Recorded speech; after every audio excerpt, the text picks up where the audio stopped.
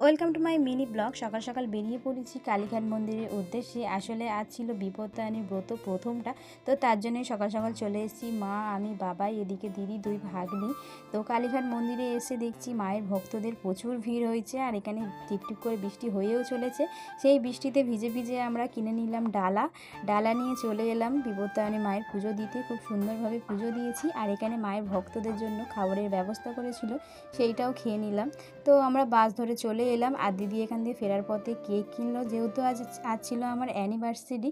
তো তার জন্যে ওরা আমাকে একটু সারপ্রাইজ দিল আমাদের দুজনকে। তো বিকেলবেলাটা আমাদের ভীষণ সুন্দর কেটেছে, আর কি সুন্দর গেছে। তো আমি যেহেতু হালকার উপর দিয়ে জানলেও আমার বর্মশাই কিন্তু কিছুই জানতো না। তো সত্যি এত কিছু দেখে সত্যি ধামাচাপা খেয়ে গেছে।